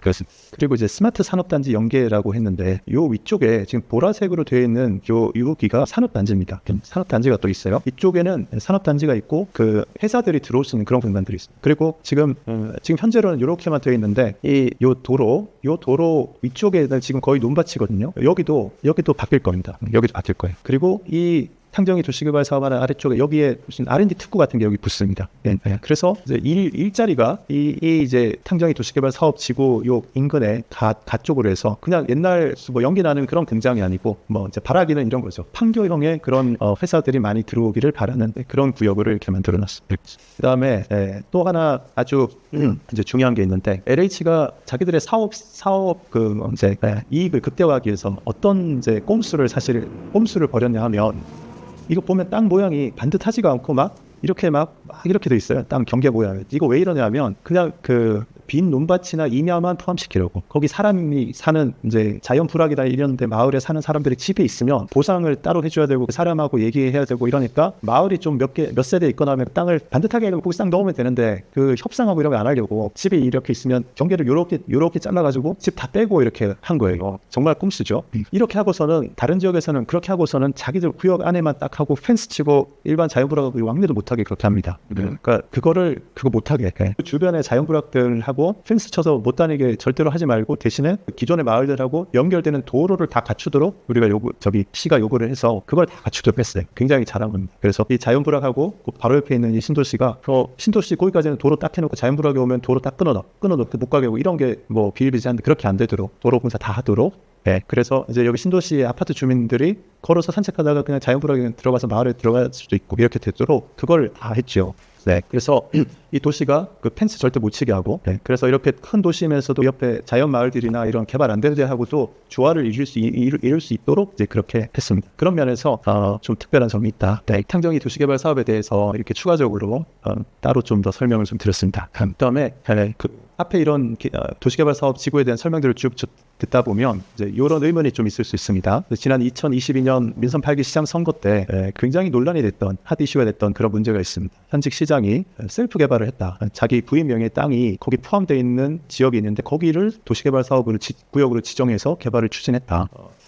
이제 그런 거기가 이제 풍기역지구 도시개발 사업 지역이거든요. 이거 계속 추진이 되고 있는 것인지, 이 사업에 문제가 없는지 그런 질문을 할 수가 있습니다. 이 아산 풍기역지구 도시개발 사업에 대해서 좀 말씀드리면, 그 22년도에 그 시장 선거 당시에 이 보도 자료에 나오고 했던 그 언론에 보도됐던 이제 그런 내용들인데, 이렇게 빨간색으로 표시된 부분이 그 풍기역지구 도시개발 사업 구역이거든요. 지정되는 구역이고, 여기가 21번 국도, 그리고 요 라인이 풍기역이 여기가 있는데 장항선 전철 철도 라인입니다. 그래서 풍기역이 여기 있고. 풍기역지구 도시개발 사업 지역은 여기고, 당시에 이제 민주당 오세훈 그 후보 부인 명의 땅이 여기 끄트머리에 여기 딱 걸려 있습니다. 1,300-400평 되는 땅이 여기 있죠. 이제 그러니 이렇게 시장이 자기 땅이 있는 데를 이렇게 넣어서 개발을 해도 되는 거냐? 이제 그런 문제 제기를 했던 거죠.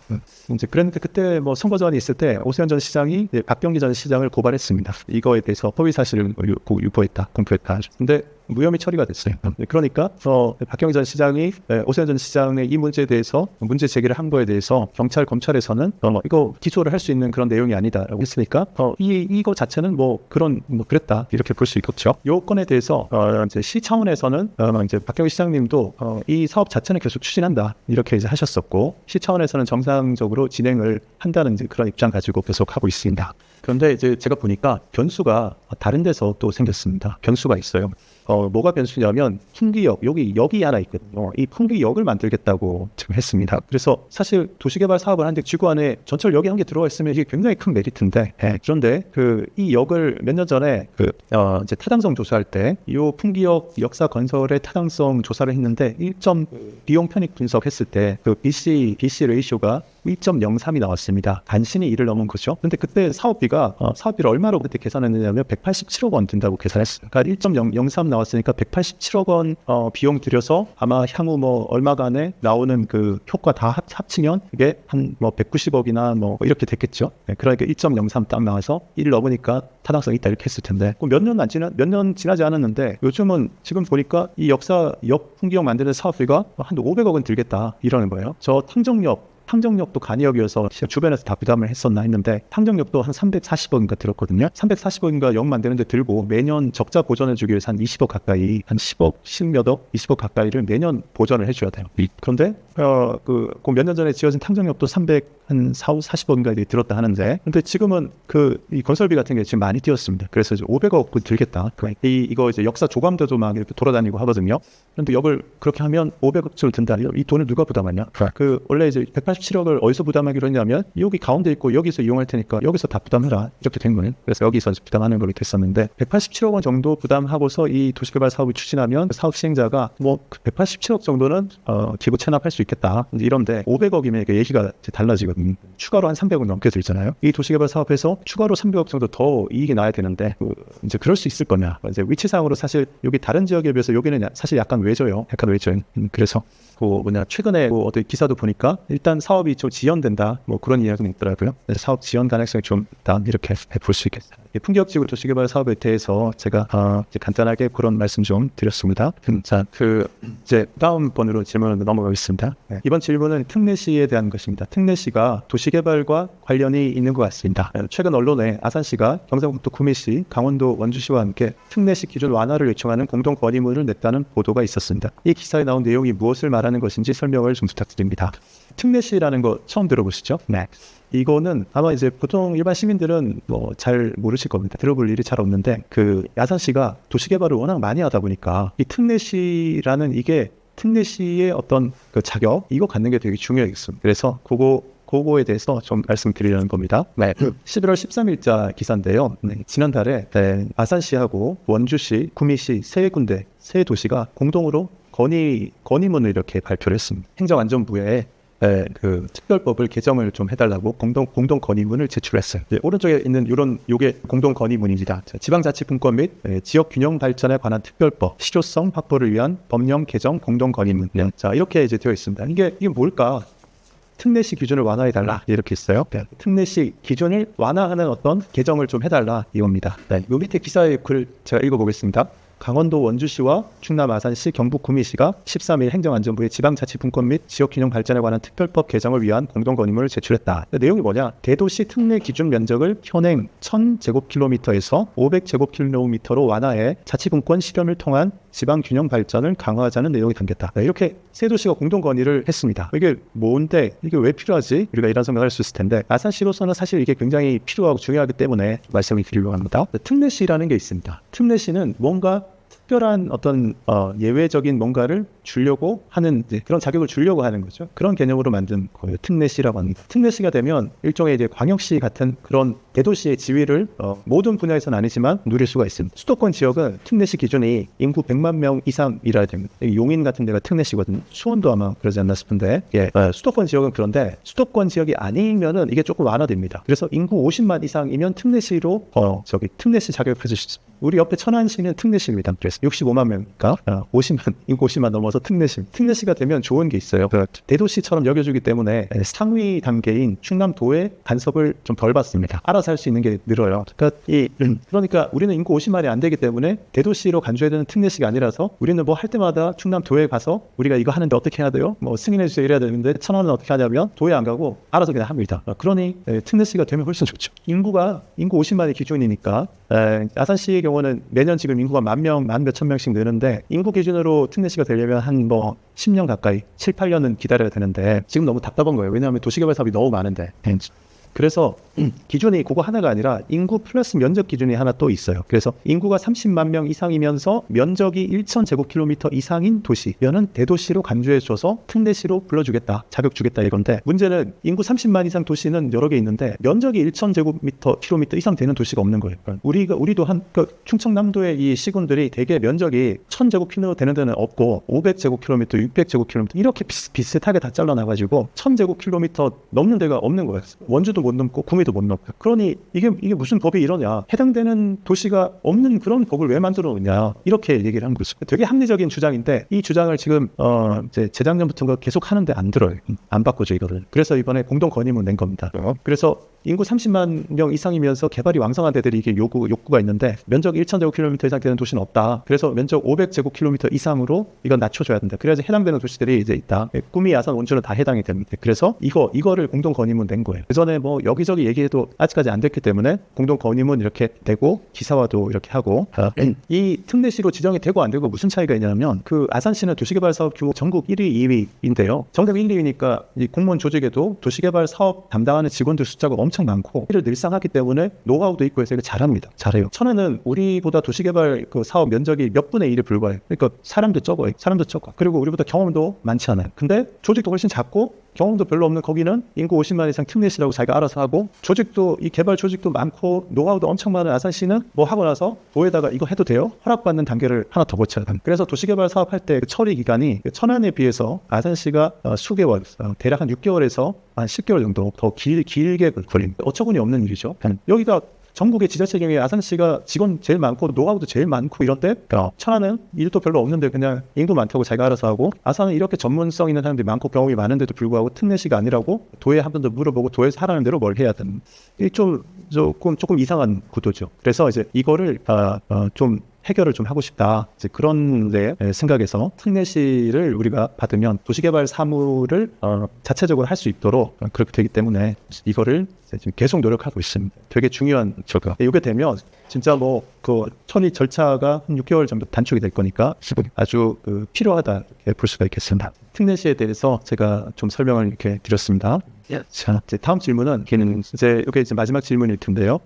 지식산업센터에 대해서 질문을 좀 드리려고 합니다. 탕정에 들어선 지식산업센터가 분양은 잘 되었는데 지금 공실률이 매우 높아서 큰 일이라고 합니다. 지금 이게 어떤 상황인지, 무슨 일이 일어나고 있는지, 왜 그런지 그런 거 설명을 좀 더 해주시면 좋겠습니다. 이런 질문에 지식산업센터라고 이제 들어보셨죠? 지식산업센터가 서울 수도권에도 많이 생겼고, 그리고 전국에 여기저기 좀 많이 생겼습니다. 지식산업센터라는 거는 일종의 그냥 공장형, 아파트형 공장입니다. 근데 거기에 그냥 제조업체가 많이 들어오기보다는 좀 이런 IT 업종이나 뭐 그런 쪽이 좀 많이 들어와 있죠. 그래서 빌딩을 지어서, 건물을 지어서 거기에 6개 이상의 공장에 입주할 수 있는 건축물을 지식산업센터라고 하는데, 지식산업센터에 입주할 수 있는 기업들은 주로 우리가 이제 판교 생각하면 돼요. 그렇게 소프트웨어 개발하는 데들, 벤처회사들, 금융보험 뭐 이런 것들도 들어갈 수 있다라고 합니다. 그리고 이거를 장려하기 위해서 여러 혜택들을 또 줬다고 해요. 그래서 한때 되게 유행했는데 좀 요즘 보니까 좀 문제가 되고 있습니다. 아산에는 지식산업센터가 요렇게 있습니다. 지금 탕정에 여기 곡교천이고 여기가 지중해 마을이거든요.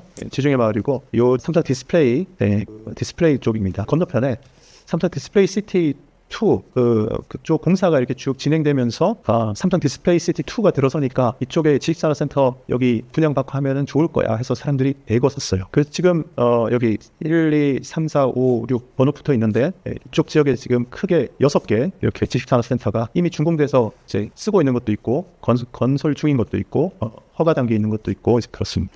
여러분 보실 때 이 위치가 어떻습니까? 여기 보면 이 위치가 일단 전철에서는 되게 멀죠. 전철에서는 되게 멉니다. 그리고 아산은 이 도농 복합 도시고 되게 넓어가지고 이렇게 이제 원도심의 여기 중심지, 또 이제 배방에 이런 데에 좀 주거 밀집되어 있는 그런 데 아니고는 버스가 다니는 횟수가 하루에 뭐 몇 대밖에 안 다니고 이러죠.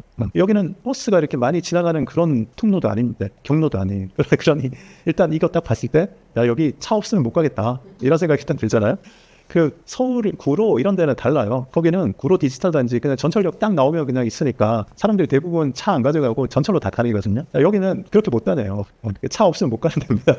근데 전철도 없고 저 버스도 잘 안 다니는 이런 데에 아산에서는 택시 타고 가야 되는데 아니면 자기 차로 가야 되는데 교통 불편한데 어떻게 이렇게 지었을까? 저는 이 이제 지식산업센터 위치를 보고서 야 어떻게 여기다가 이걸 지을 생각을 했냐 바로 이 생각이 딱 들던데 이 사업자들은 저보다는 훨씬 더 똑똑하고 지혜로웠단 말이죠. 이미 분양해서 돈 다 벌고 다 빠졌어요.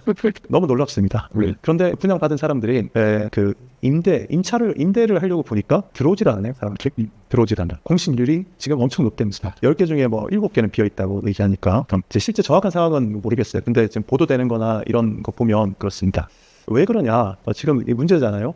분양을 받았는데 임차가 안 돼. 그러면 자기 돈으로 다 그냥 돈 지불하고 받은 사람도 있겠지만 빚내서 지식산업센터 잘 나간다고 빚내서 한 사람도 있을 텐데 그런 사람들은 이자 감당 못해서 어쩌면 싸게 팔아야 될 수도 있고 그렇잖아요. 기사들이 요새 막 나옵니다. 삼성 들어온다면서요. 그러니까 분양 홍보 믿었다가 곡소리 난다. 보면 이런 멘트가 있습니다. 이 총구석 아무것도 없는 허허벌판에 뭘 보고 들어왔겠어요. 삼성 디스플레이 시티2가 들어온다. 그게 호재로 작용해서 여기는 거의 다 완판됐어요. 그 홍보 믿고 산 사람들이 여기서 지금 피눈물 흘리고 있는 거죠. 이게 심각합니다. 이거 뭐 돈이 뭐 그냥 1, 2천만 원 하는 것도 아니에요. 한 칸에 수억씩 하는 거거든요. 이거 지금 큰일입니다. 근데 해결할 수 있는 방안이 딱 보이지도 않아요. 이게 이제 또 이런 기사도 있습니다. 지식산업센터 대란, 정부는 투기를 권장한 셈이다. 사실 그런 성격도 좀 있어요. 지식산업센터 분양받을 때 대출 90%가 가능하다는 게 이해가 안 돼요. 뭐 이런 얘기가 있더라고요. 문제가 되는 전세 사기처럼 할 수도 있는 거 아닌가요? 주택 살 때는 보통 50%, 60% 대출받기 얼마나 어렵습니까? 근데 이게 지식산업센터의 원래 목적이 저거라는 거죠. 중소기업 육성을 위한 정책이었고 그래서 자본을 조금 갖고 있어도 최대 90%까지 대출을 해줄 테니까 이 공간을 얻어가지고 회사를 잘 키워서 국가 경제에 도움이 되라 이런 좋은 취지로 이제 90%까지 대출을 해주는 거를 했는데 이거를 분양받는 사람들은 어떤 취지로 분양받느냐면 이거를 빚을 얻어 사놓으면 값이 뛰어가지고 내가 저기 시세 차익을 얻을 수 있을 거야 이렇게 한 거라는 거죠. 이렇게 90%까지 풀로 대출 끌어다가 이거 얻은 사람들도 있다는 거죠. 수익형 부동산. 정부가 나름대로 좋게 생각한 정책인데 이게 실제로는 그렇게 안 돌아가고 이렇게 대출을 많이 안고 하는 경우가 생겼다. 거예요. 대출이 90%면 담보 같은 제한이 없나요? 회사들의 그 운영과 창업과 이런 걸 촉진하기 위해서 그런 거 없이 그냥 했다. 아파트나 주택을 사는데 해당되는 그런 규제들 같은 게 없이 어떤 한편으로는 분명히 좋은데 이런 문제가 이제 생겼다라고 이제 얘기를 하더라고요. 그런데 그거 말고 또 있어요. 제가 이렇게 발견한 게 또 있습니다. 지금 앞에 1, 2, 3, 4, 5, 6번 번호 붙여놓은 것 중에 6번은 지금 제일 나중에 이제 추진된 거거든요. 허가일이 2023년도 작년이잖아요. 앞에 5개는 2019년, 21년, 22년도 8월 이렇게 해서 예전에 3년도 더 전에 그때 이렇게 된 거예요. 그때 집중적으로 이렇게 허가가 쭉 나갔습니다. 그리고 이제 착공을 4군데에서 했고 준공된 게 이제 2군데 유니콘하고 더 콜럼버스 2군데 이렇게 있는데요. 6번째 갈산리 지식산업센터 이 허가 이제 하는 시점에 이 요구 추진되는 걸 보다가 뭔가 이상한 걸 발견했어요. 여기 앞에서 보면 첫 번째 유니콘 101 같은 경우에도 주차 대수가 계획 대비 법정 대수가 185%다.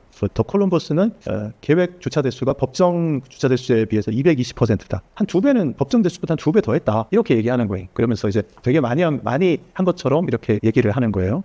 그래서 그 2배나 했으면은 우리가 보통 아파트 생각하면 아파트는 기본적으로 그래도 세대당 최소한 한 대는 세우게 이렇게 하니까 그리고 보통 아파트가 1.5대 하거든요. 1.5대. 그러니 이제 그런 생각하고 법정 대수가 몇 대인지는 모르지만 하여튼 법정 대수의 2배다 그러면 한 대 세워야 되는 거에 세대당 한 대는 기본으로 세워야 되니까 그게 법정일 텐데 그러면 2배 200%면 세대 호실 하나당 2대는 세울 수 있겠구나 이렇게 생각하고서 숫자를 딱 보니까 야 이거 법정 대수가 유니콘 한번 보세요. 여기 288대인데 그 계획이 532대 185%인데 532대 또 콜럼버스는 220% 했는데 220% 법정 대수의 220%를 했다는데도 352대 근데 호수가 417세대 주차 면수보다 더 많은 거예요. 이게 말이 됩니까? 집이 417세대가 있는데 지식산업센터 한 칸 호실이 417호가 있는데 주차가 352면 밖에 없다면 호실을 하나당 한 대도 못 세우는 거잖아요. 법정 대수의 220%를 했는데도 불구하고 이거는 이 법정이라고 하는 법이 뭔가 잘못된 거 아니에요? 서울처럼 건물 바로 옆에 구로역 가산 디지털 단지 옆 전철역이라도 있으면 모르겠는데 그런 것도 아닌데다가 주차를 호실마다 한 대도 못하게 주차를 계획을 잡는 말이 됩니까? 이게 말이 안 되잖아요. 그리고 호실에 사장님 혼자 와서 일합니까? 호실이 하나 있으면 보통 뭐 직원들도 있고 하면 한 몇 사람 있잖아요. 한 서너 명 있게 되잖아요. 그러면 전철도 없고 버스도 없는데 직원들이 다 자전거 타고 올 수도 없고 차 타고 와야 되는데 어떡합니까? 주차 못하면 주차도 안 해요. 이거를 이렇게 1, 2, 3, 4, 5번 되는 것들 중에 보면 3번 더 콜럼버스 2는 다른 것보다 조금 높게 275%에서 632호실인데 669대를 댈 수 있게 했으니까 한 호당 한 대 될 수 있게 됐어요. 근데 다른 데는 그것도 안 되죠. 요새 여기 지역의 아파트들은 주차 대수를 1.5대 맞춥니다. 1.5대 맞춤. 두 집에 3대 있다 이렇게 보고 하거든요. 그 정도 해야지 겨우 차가 다 들어가지. 최근 지어진 아파트들도 1.2대 맞춰놓은 데들이 있어요. 거기는 3,000세대 아파트면은 밤 되면 1,000대는 길에 차가 나옵니다. 그거 안 되잖아요. 그렇게 하면. 그런 거를 이 지식차센터 할 때 허가를 내줄 때 그거 꼼꼼히 못 챙기고 이렇게 한 거예요. 제일 최근에 23년도 작년 말에 허가 나간 거는 전에가 너무 심각해서 285% 이렇게까지 일단 올렸어요. 근데 이거 법 바꿔야 됩니다. 법정 대수가 너무 작아요. 그러니 법정 대수의 3배를 했는데도 한 호당 한 대 겨우 세우고 조금 남는 정도밖에 안 됩니다. 이거는 말이 안 되는 거예요. 그런데 그 이제 도시개발 제가 오늘 말씀드리는데 마산시 전역에 주차를 제대로 고민하고 하질 않았어요. 그래서 공공시설도 주차 문제가 옛날 구도심 여기 옛날에 지어진 건 어쩔 수 없어요. 근데 새로 짓는데도 주차 면수를 너무 적게 짓는 거예요. 대표적인 게 중앙도서관. 지어진 지 몇 년 안 됐는데 중앙도서관은 지하 주차장도 없습니다. 처음에 지어질 때 넓은 그 큰 건물을 짓는데요. 중앙도서관 자체 주차 면수를 20몇 대 했어요. 20몇 대. 직원도 다 못 돼요. 되시는 거죠? 그런 게 이제 부지기수로 있어요. 그리고서는 어떻게 하냐? 주차 타워 지어주세요. 주차 타워 100대짜리, 200대짜리 짓는데 200억 들어갑니다. 200억. 자기 분양 수익 줄이고서 자기가 주차 공간 확보해야 될 사람들이 그렇게 안 하고 돈 벌고 싹 빠져나가고 주차 공간 모자라니까 이 남은 사람들은 아우성 치면서 시에다가 옆에다가 주차 타워 만들어주세요. 그리고 200대 세우는데 200억밖에 안 해요. 이러면서 이게 말이 됩니까? 이게 시가 허가 내줄 때 최대한 거를 엄격하게 했어요. 그리고 법의 타점이 있으니까 이거는 국회의원들이 법을 바꿔가지고 법정 대수 늘리도록 해줬어야죠. 바로 옆에 전철 다니는 데는 다르게 이런 지방에는 더 이거 확고하게 해줬어야죠. 따로 하셔도 되고요. 마치도록 하겠습니다. 충남 미래전략연구원 개원 기념 사업 미래전략 포럼 제3차 포럼에 함께해 주신 여러분께 감사드립니다. 다음번 제4차 포럼에도 많은 성원 부탁드립니다. 감사합니다.